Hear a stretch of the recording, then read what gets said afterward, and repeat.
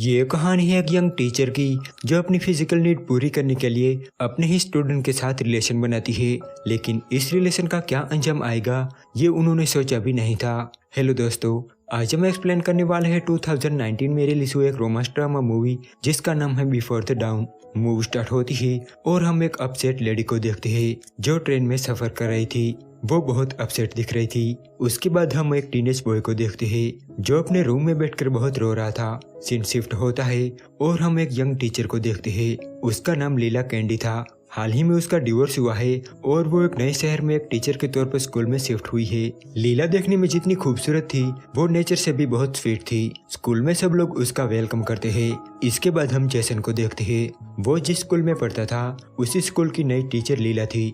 Jason की family में उसके मॉम डैड और एक सिस्टर थी। जेसन जो कि पढ़ने में बहुत ही लापरवाह था और अपनी पॉकेट मनी के लिए टाउन में इलीगल तरीकों से ड्रग सप्लाई किया करता था। हमें पता चलता है कि जेसन का एक भाई भी था और उसका नाम माइकल था। वो भी ड्रग सप्लाई किया करता था, पर अब वो इस दुनिया में नहीं रहा। उसका मर्डर हो गया था। इसीलिए जेसन के पेरेंट्स ये नहीं चाहते कि जेसन भी माइकल के रास्ते पर चले। वो उसे पढ़ाई पर फोकस करने को कहते हैं, पर जेसन उसकी बातों को हमेशा इग्नोर कर देता है और अपना इलीगल काम जारी रखता है। आज लीला का स्कूल में पहला दिन होता है। लीला अपने स्वीट नेचर की वजह से पॉपुलर थी।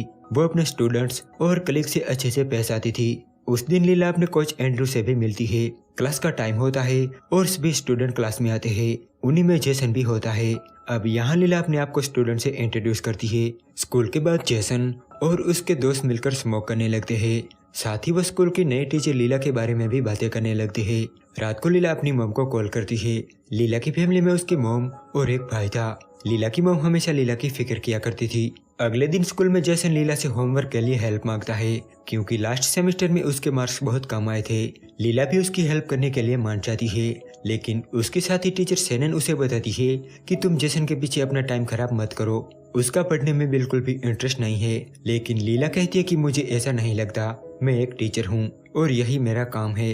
एक दिन स्कूल में सभी स्टूडेंट्स अपना पोएट्री असाइनमेंट सुनाते हैं। इसमें जेसन की भी बारी आती है। जेसन की पोएट्री लीला को इतनी पसंद आती है कि वो उसमें खो जाती है।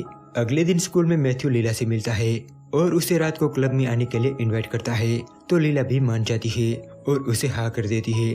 लीला स्कूल का टाइम पूरा हो जाने के बाद हर रोज 30 मिनट जेसन के साथ स्पेंड करती थी और उसे पढ़ाया करती थी। हर दिन साथ रहने की वजह से ये दोनों आपस में घुल मिल जाते हैं। वो फ्रेंडली टाइप के बन गए थे और अब लीला भी जेसन को पसंद करने लगी थी। रात को लीला मैथ्यू के साथ क्लब में जाती है जहां दोनों ड्रिंक करते हैं, साथ में डांस भी करते हैं और काफी एंजॉय करते हैं। लेकिन ये सब जेसन भी देख रहा होता है और वो जेलस फील करने लगता है। उस रात लीला बहुत ड्रिंक कर लेती है तो मैथ्यू उसे गाड़ी में घर भेज देता है। अगले दिन हम देखते हैं कि जेसन क्लास में नहीं आया और कहीं ना कहीं लीला को उसकी कमी महसूस हो रही थी। शायद वो दिल ही दिल जेसन को पसंद करती थी। जब क्लास का टाइम पूरा हो जाता है तब जेसन क्लास में आता है। लीला जेसन से कहती है कि आज तुम स्कूल में लेट क्यों आए। वो कहती है कि अगर तुम ऐसा करते हो तो मैं तुम्हारे पीछे अपना टाइम खराब नहीं करूंगी। ये सुनकर जेसन लीला से सॉरी कहता है और दोबारा कभी ऐसा ना करने का प्रॉमिस करता है। रात को लीला अपनी मॉम से फोन पर बात कर रही थी और उन्हें वो बता रही थी कि कल रात वो किसी के साथ क्लब गई थी। ये सुन के लीला की मॉम बहुत खुश होती है क्योंकि वो भी चाहती थी कि लीला एक नई जिंदगी की शुरुआत करे। तभी कोई दरवाजे पर दस्तक देता है। जब लीला दरवाजा खोलती है तो सामने जेसन खड़ा था। उसके नाक से खून बह रहा था। दरअसल वो अपने दोस्तों से झगड़ा करके आया था। जेसन की ऐसी हालत देखकर लीला उसे तुरंत अंदर बुलाती है। जेसन कहता है कि मैं ऐसी हालत में घर नहीं जाना चाहता, तो लीला उसकी हेल्प करती है और उसके जख्म साफ करती है। थोड़ी देर बाद जेसन वहां से जाने लगता है तो लीला कार से उसे घर तक छोड़ने जाती है। बाहर थोड़ी थोड़ी बारिश भी हो रही थी और मौसम भी सुहाना था। जेसन एक जगह पे लीला को कार रोकने को कहता है और गाड़ी से बाहर निकल लीला को भी बाहर बुलाता है। लीला भीगना तो नहीं चाहती थी, पर जेसन की जिद के आगे वो उसकी बात मान जाती है और कार से बाहर निकलती है। जेसन लीला को अपने साथ डांस करने को कहता है, पर लीला कहती है कि हमें चलना चाहिए। धीरे धीरे जेसन लीला के करीब आता है और लीला को टच करने लगता है, पर लीला जेसन से दूर हो जाती है और जाके गाड़ी में बैठ जाती है।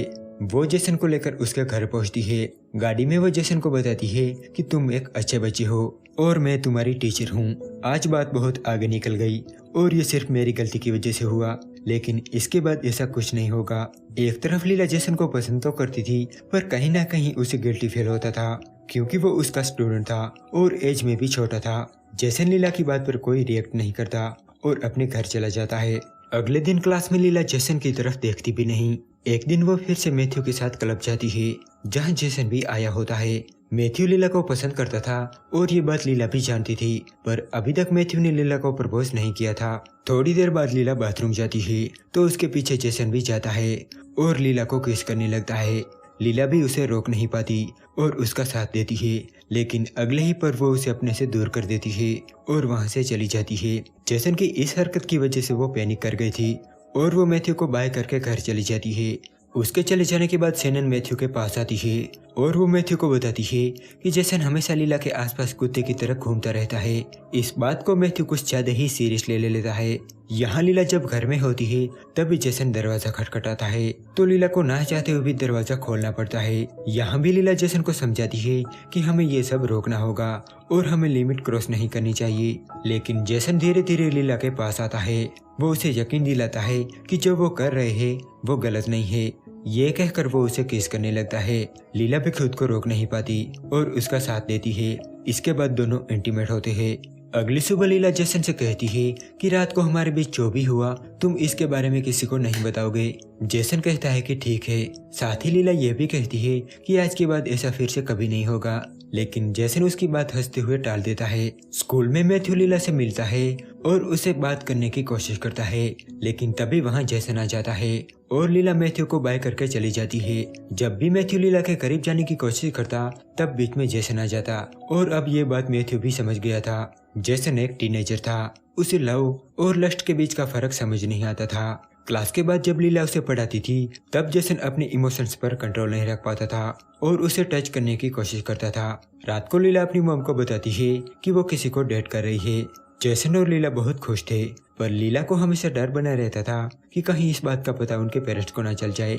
एक दिन ये दोनों टाउन से दूर घूमने जाते हैं, साथ में सेल्फी लेते हैं और बहुत सारी बातें करते हैं। इसके बाद ये दोनों स्विमिंग करते हैं और इंटीमेट भी होते हैं। एक दिन जेसन की मॉम जेसन के फोन पर उनकी फोटोज देख लेती है, पर उन्हें लगा कि ये कोई लड़की है जिसे जेसन डेट कर रहा है। लेकिन एक दिन स्कूल में पेरेंट्स मीटिंग में जेसन की मॉम लीला को देखती है और उसे पता चलता है कि ये जेसन की टीचर है और यही जेसन के साथ सेल्फी में थी। अब यहाँ जेसन की मॉम लीला पर बहुत गुस्सा करती है और उसे बहुत खरी खोटी सुनाती है। साथ ही वो उसे जेसन से दूर रहने को कहती है। मतलब वही हुआ जिसका लीला को डर था। घर आने के बाद जेसन की मॉम जेसन को भी डांटती है। इस वजह से जेसन बाहर चला जाता है। यहाँ लीला अपनी मॉम को बताती है कि वो अपने ही स्टूडेंट के साथ रिलेशनशिप में है। इस वजह से वो भी बहुत गुस्सा करती है। वो बताती है कि एक स्टूडेंट के साथ अफेयर करना अपराध है और तुम्हें जेल भी हो सकती है। रात को जेसन लीला के घर जाता है, पर लीला उसे वहाँ से चले जाने को कहती है और जेसन चला जाता है। थोड़ी देर बाद डोर के नीचे से एक लेटर पास होता है। जब लीला वो लेटर पढ़ती है तो उसमें जेसन ने लिखा था कि वो उसे बहुत प्यार करता है और उसके बिना नहीं रह सकता। तो लीला दरवाजा खोलती है तो सामने जेसन फ्लावर्स लेकर खड़ा था।